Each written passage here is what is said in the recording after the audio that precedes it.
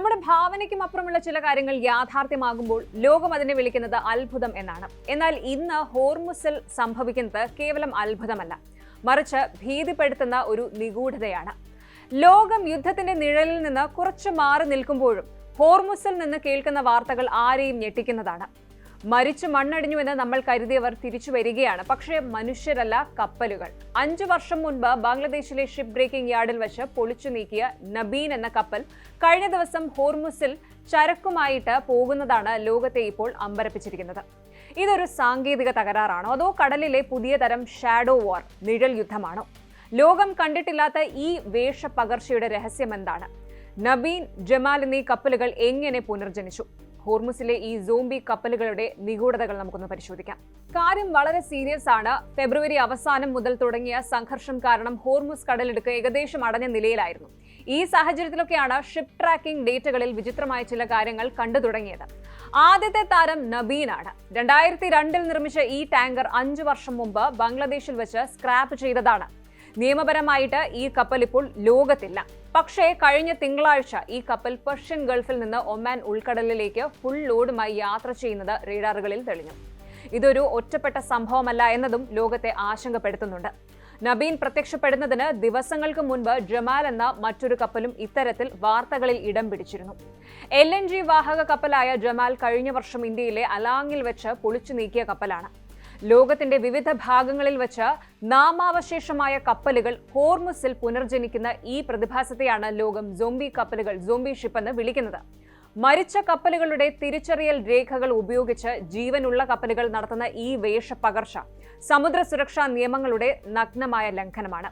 അന്താരാഷ്ട്ര നിയമപ്രകാരം എല്ലാ കപ്പലുകൾക്കും AIS, അതായത് ഓട്ടോമാറ്റിക് ഐഡന്റിഫിക്കേഷൻ സിസ്റ്റം നിർബന്ധമാണ്. കപ്പലിന്റെ ലൊക്കേഷൻ, സ്പീഡ് എന്നിവയൊക്കെ ഇതിലൂടെയാണ് അറിയാൻ സാധിക്കുന്നത്. എന്നാൽ സോംബി ഷിപ്സിന് ഇത് ചെയ്യുന്നത് തങ്ങളുടെ ഒറിജിനൽ ഐഡന്റിറ്റി മറച്ചുവെച്ച് പണ്ട് പൊളിച്ച ഒരു കപ്പലിന്റെ IMO, അതായത് ഇന്റർനാഷണൽ മാരിടൈം ഓർഗനൈസേഷൻ നമ്പറും പേരും ഉപയോഗിക്കുന്നു. അതായത് റേഡാറിൽ നോക്കുന്നവർക്ക് അത് നബീനായി തോന്നും, പക്ഷേ സത്യത്തിൽ അത് മറ്റൊരു കപ്പലായിരിക്കും. എന്തിനാണ് ഇങ്ങനെ ഒരു റിസ്ക് എടുക്കുന്നത് എന്ന് നിങ്ങൾ ചിന്തിക്കുന്നുണ്ടാകും. സിമ്പിളായിട്ട് പറഞ്ഞാൽ സാങ്ഷൻസ്, യെസ്, ഉപരോധങ്ങൾ മറികടക്കാൻ. അമേരിക്കയുടെയും മറ്റും കണ്ണുവെട്ടിച്ച് എണ്ണ കടത്താൻ ഇതിലും നല്ലൊരു ഓപ്ഷൻ ഇല്ല. ഇറാന്റെയോ റഷ്യയുടെയോ എണ്ണ വിദേശ രാജ്യങ്ങൾ വാങ്ങാതിരിക്കാൻ ഏർപ്പെടുത്തിയ നിയമങ്ങളെ കാറ്റിൽ പറത്തിക്കൊണ്ട് എണ്ണക്കടത്ത് നടത്താനാണ് ഈ ഒരു വേഷപ്പകർച്ച. തങ്ങളുടെ ഒറിജിനൽ പേരും നമ്പറും ഒക്കെ മറച്ചുവെച്ച് ഈ പഴയ മരിച്ച കപ്പലുകളുടെ AIS, ഓട്ടോമാറ്റിക് ഐഡന്റിഫിക്കേഷൻ സിസ്റ്റം, ഈ സിഗ്നലുകൾ ഇവർ ഹാക്ക് ചെയ്യുന്നു. ഇപ്പോഴത്തെ യുദ്ധസമാനമായിരുന്ന ആ ഒരു സാഹചര്യത്തിൽ സാധാരണ കപ്പലുകൾക്ക് ഇൻഷുറൻസ് കിട്ടില്ലായിരുന്നു. അവ ഈ വഴിക്ക് വരാൻ ഭയപ്പെടും. അവിടെയാണ് ഈ സോംബി കപ്പലുകളുടെ പ്രസക്തി. ആരും കാണാതെ പേരും നാളും മാറ്റി ഇവർ എണ്ണ കടത്തുന്നു. ഇറാഖിലെ ഖോറൽ സുബൈറിൽ പോയി ലോഡെടുത്ത് ഒമാൻ ഉൾക്കടലിലേക്ക് കടക്കുന്ന ഈ നിഴൽ കപ്പലുകൾ ലോക സമ്പദ് വ്യവസ്ഥയുടെ ഷാഡോ എംപയർ ആണ് നിയന്ത്രിക്കുന്നത്. ഇവിടെ ശരിക്കും ഒരു വില്ലനുണ്ട്. അത് ഒരു വലിയ അപകടമാണ്. അതായത് ഈ സോംബി കപ്പലുകൾ പലപ്പോഴും കാലപ്പഴക്കം ചെന്നവയും വളരെ കണ്ടീഷൻ മോശമായവയും ഒക്കെ ആയിരിക്കാം. ഈ ട്രാൻസ്മിഷൻ സിഗ്നലുകൾ ഓഫ് ചെയ്യുന്നതിലൂടെയും തെറ്റായ വിവരങ്ങൾ നൽകുന്നതിലൂടെയും മറ്റ് കപ്പലുകളുമായി കൂട്ടിയിടിക്കാനുള്ള സാധ്യതകൾ വളരെ കൂടുതലാണ്. ഒരു ചെറിയ അപകടം പോലും സമുദ്രത്തിൽ വലിയ ഒരു എണ്ണച്ചോർച്ചയ്ക്ക് കാരണമാവുകയും അത് ഹോർമുസ് മേഖലയിലെ പരിസ്ഥിതിയെ എന്നേക്കുമായി തകർക്കുകയും ചെയ്യും. ഇൻഷുറൻസ് കമ്പനികളോ ഉത്തരവാദിത്തപ്പെട്ട ഉടമകളോ ഇല്ലാത്തതിനാൽ അത്തരം ഒരു ദുരന്തമുണ്ടായാൽ അതിന് നഷ്ടപരിഹാരം നൽകാനോ ശുചീകരണ പ്രവർത്തനങ്ങൾ നടത്താനോ ആരും മുന്നോട്ട് വരില്ല എന്ന യാഥാർത്ഥ്യം ഭയാനകമാണ്. ഈ കപ്പലുകൾക്ക് കൃത്യമായ ഉടമസ്ഥാവകാശ രേഖകളില്ല, ഇൻഷുറൻസ് ഇല്ല. ഒരു ദുരന്തം സംഭവിച്ചാൽ കടലിലെ ജീവജാലങ്ങൾക്കും പരിസ്ഥിതിക്കും സംഭവിക്കുന്ന ആഘാതം നിർത്താൻ ആരും മുന്നോട്ട് വരില്ല. ഇത് സമുദ്ര സുരക്ഷാ നിയമങ്ങളുടെ നഗ്നമായ ലംഘനമാണ്. സോംബി കപ്പലുകളുടെ സാന്നിധ്യം അന്താരാഷ്ട്ര നാവിക സുരക്ഷാ ഏജൻസികൾക്ക് കനത്ത വെല്ലുവിളിയാണ് ഉയർത്തുന്നത്. ഒരു കപ്പൽ പൊളിച്ചു നീക്കിയതായി രേഖപ്പെടുത്തിയാൽ അതിന്റെ ഐഡന്റിറ്റി പിന്നീട് ആർക്കും ഉപയോഗിക്കാൻ കഴിയാത്ത വിധം റദ്ദാക്കേണ്ടതുണ്ട്.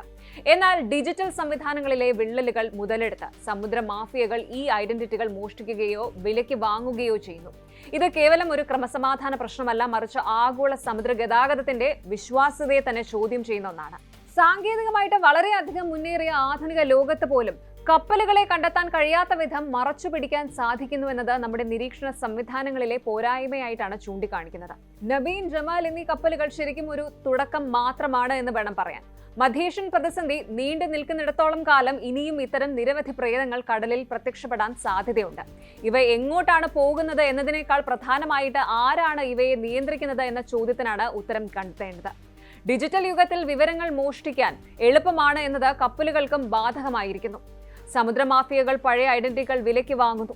ലോകരാജ്യങ്ങൾ ഒത്തൊരുമിച്ച് ഈ മാരിടൈം ഫ്രോഡ് തടഞ്ഞില്ല എങ്കിൽ നമ്മുടെ സമുദ്രങ്ങൾ അരാജകത്വത്തിന്റെ വേദിയായി മാറും. ഹോർമസിലെ ഈ പ്രേത കപ്പലുകൾ വെറും ഒരു കൗതുക വാർത്തയല്ല, ഇത് വരാനിരിക്കുന്ന വലിയൊരു പൊട്ടിത്തെറിയുടെ സൂചനയുമാകാം. കടലിലെ ഈ നിഴൽ രൂപങ്ങൾ എങ്ങോട്ടാണ് പോകുന്നത്? ഇതിന് പിന്നിൽ ശരിക്കും ആരാണ്? വരും ദിവസങ്ങളിൽ ഇതിന്റെ കൂടുതൽ വിവരങ്ങൾ പുറത്തുവരുമെന്ന് നമുക്ക് പ്രതീക്ഷിക്കാം. കൂടുതൽ വാർത്തകൾക്ക് news 18 Keralam YouTube channel subscribe ചെയ്യുക.